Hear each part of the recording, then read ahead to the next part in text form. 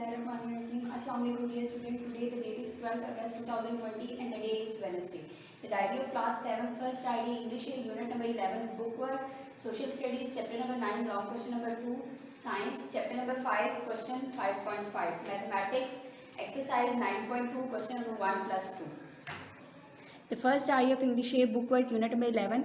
What do you understand by the following, आपको इन word से क्या समझ आती है। फॉर्म चंद जैसे कि वो बुलबुले बनते हैं या क्या होता है झाग बनती है, तो वो किसकी तरह लगती है। Water is shaken like milk, कि जो वाटर है वो पानी की तरह, जो पानी है वो दूध की तरह हिल रहा है या शेक हो रहा है।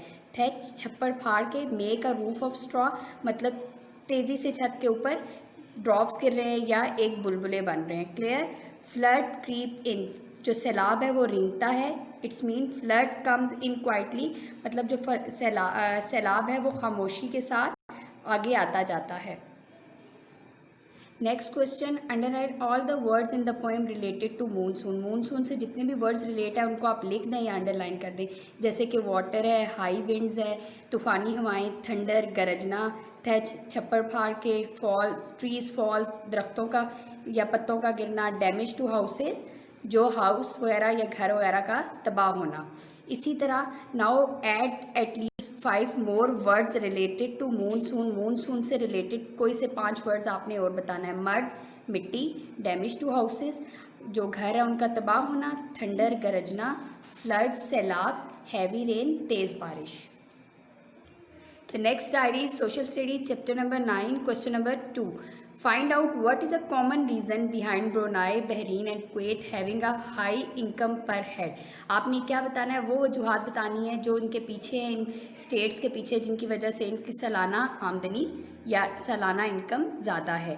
Brunei, Bahrain and Kuwait have highest income पर हेड, इनकी जो सालाना आमदनी है वो ज़्यादा है बिकॉज क्योंकि दे इन्वेस्ट, ये खर्च करते हैं ह्यूज फंड्स ऑन एजुकेशन, अपना ज़्यादातर जो चंदा या फंड है एजुकेशन पे, लिटरेसी शरह ख्वानगी पे, विच directly influence the growth of a country की ग्रोथ पर वो असर करता है। 10 पर कैपिटा इनकम और जो आपकी सालाना आमदनी होती है उस पर भी एनएसआर या उस पर भी असरअंदाज होता है।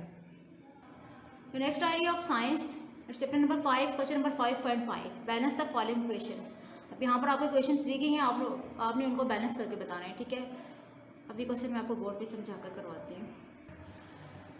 अब यहाँ पर हमें एग्जाम्पल दी गई है NaBr प्लस Cl2, दोनों का जब प्रोडक्ट होगा तो हमारे पास आएगा सोडियम क्लोराइड और ब्रोमाइड, ठीक है।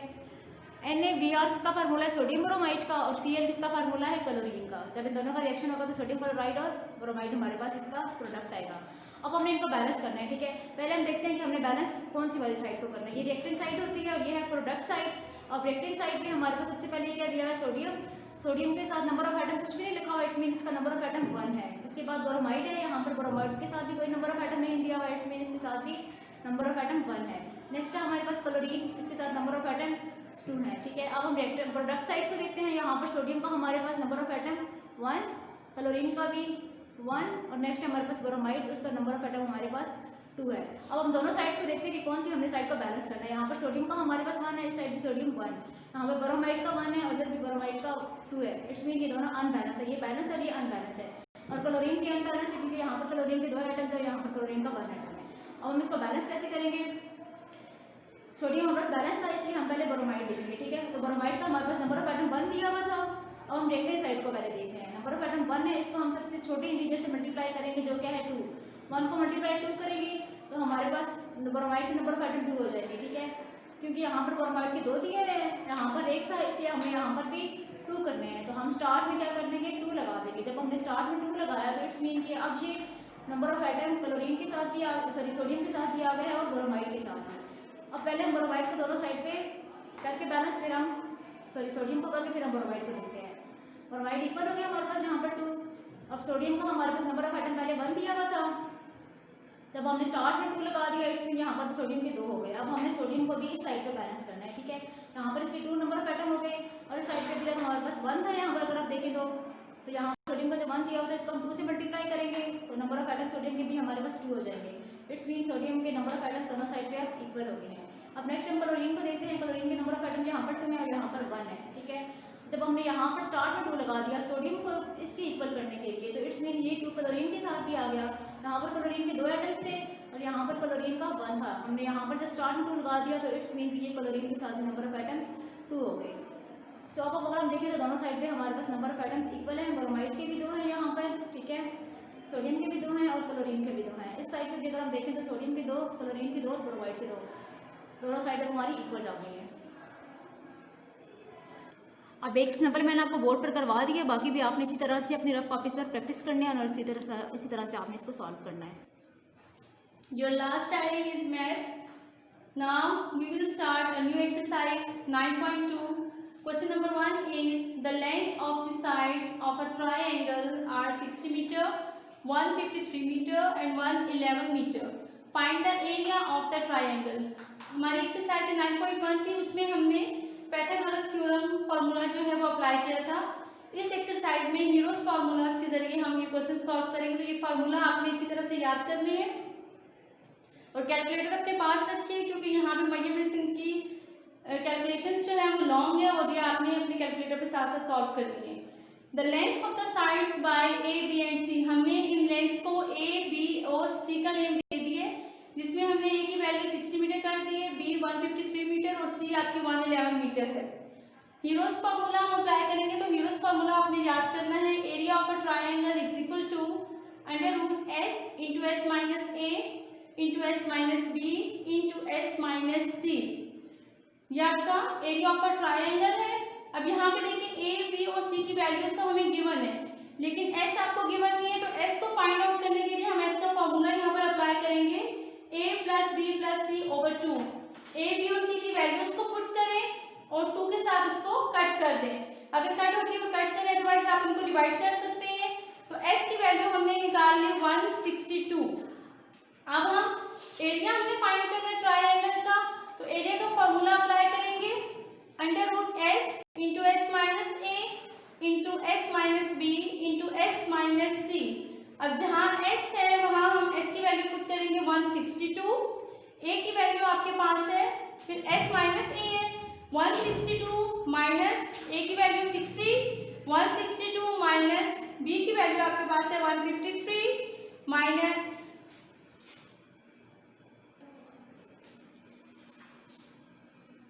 s minus c 162 minus 111।